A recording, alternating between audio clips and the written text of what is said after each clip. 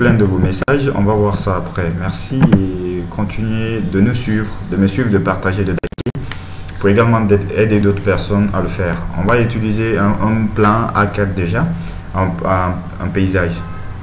Et également, on va utiliser l'outil rectangle pour pouvoir mettre ça en arrondi. Une fois que l'arrondi sera fait, et puis on va loger les photos à l'intérieur en faisant quoi? Alt CTRL G, autant pour moi, ou Alt Command G. Donc mode d'impression, on va chercher A4. Donc n'hésitez pas de liker, de partager, de commenter pour cela. Voilà, un A4, je vais nommer ça cadre photo par exemple. Et paysage, bien, l'unité de mesure on s'en fout. Et puis on fait créer. Il faut tout de suite aller chercher les 3 photos que vous voulez utiliser à l'intérieur. Je vais vous montrer déjà le style que je veux faire avec d'autres vont utiliser les fonds. Je viens dans la barre des outils et je cherche l'outil rectangle. Voilà, l'outil rectangle il est là. Je dessine mon petit rectangle comme ça. Et ici j'utilise les arrondis par défaut. Ouais, j'ai une machine vraiment qui a un problème. Donc j'utilise les arrondis par défaut. Voilà. Après, je vais utiliser le compte. Je vais augmenter la taille du contour ici. Compte. Tac.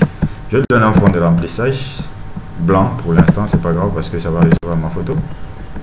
Et on prend le premier outil. Je réduis ça.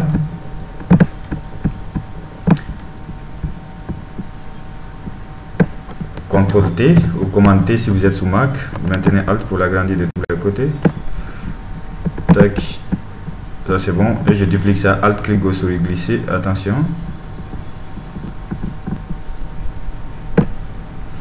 Alt clic gauche souris glisser. Lui je vais le réduire. CTRL T.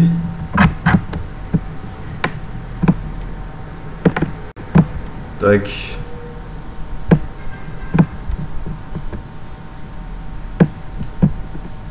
Ok, Alt clic gauche souris glisser. Commande T. On va le réduire. Alt tac, on dépose là. On valide. Le grand il est là. Le petit il est là. Et le plus petit aussi est là. Voilà. C'est comme ça on pourra le faire. Et puis on va aller chercher la photo pour loger à l'intérieur. Donc il faut cliquer sur le premier d'abord et revenir chercher une photo correspondante. On prend la photo là.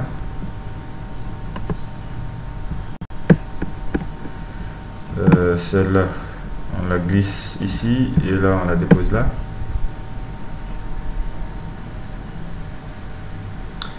On attend. Donc la logique, il faut que la photo soit sur le cadre et non en bas du cadre. Donc du coup, on va réduire et on mettra la photo là et puis on validera cette photo. On fait Alt CTRL G pour le faire entrer dedans ou Alt Command G si vous êtes sous Mac. Après CTRL T pour afficher les cartes de manipulation ou Command T pour afficher les cartes de manipulation. On maintient Alt ici pour l'agrandir de tous les côtés. Et puis je valide ça. Deuxième photo, je prends ici, je clique d'abord sur le cadre, je pars chercher la photo.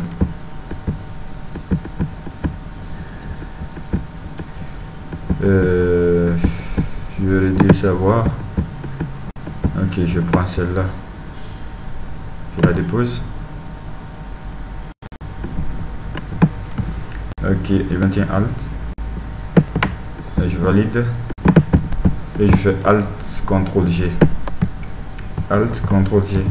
Ça rentre dedans. CTRL T ou commande T pour afficher les cartes de manipulation. Je maintiens ça pour l'agrandir de tous les côtés. Ok.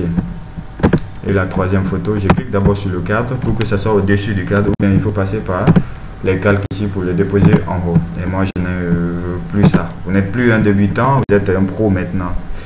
En tout cas, toutes les personnes qui m'ont suivi du début jusqu'ici peuvent au moins faire des trucs comme ça maintenant. Allez, on dépose ça ici. Voilà.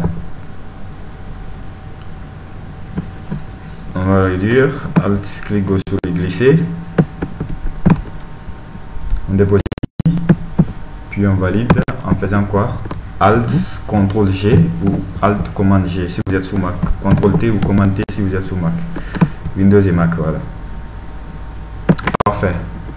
Il y a des cadres que vous pouvez aller télécharger également pour mettre en bas. Le fond, comme fond de truc. Mais si moi je voulais utiliser un fond quelconque, je peux utiliser l'outil rectangle. Et je vais lui donner un fond de remplissage d'abord quelconque. Ok, c'est pas grave. Je vais utiliser également le menu filtre rendu. Hello. Je vais convertir bien sûr. Et je vais utiliser maintenant les faisceaux pour pouvoir l'utiliser, pour pouvoir faire un fond personnalisé pour moi-même. Voilà. Et là, vous pouvez utiliser ça ou ça ou ça. Donc, je vais activer la musique pour le reste. Ok, qu'est-ce qu'on fait? On prend le cadre là, on dépose en bas ici. Arrière-plan de tous, on envoie en arrière de tous. Ok. Donc ça devient notre cadre comme ça. Je vais dupliquer pour utiliser à nouveau le fait. Comme ça, vous pouvez utiliser une photo avec cadre. Vous allez voir, voilà comment ça va donner. Le produit fini. Ok. Voici le produit fini que vous allez utiliser également pour imprimer, pour mettre un truc. Voilà. J'espère que vous avez aimé et compris. On se reprend la semaine prochaine pour un nouveau tuto et pour une nouvelle vidéo. Allez, d'ici là, prenez soin de vous dans la protection divine de Dieu. Ciao.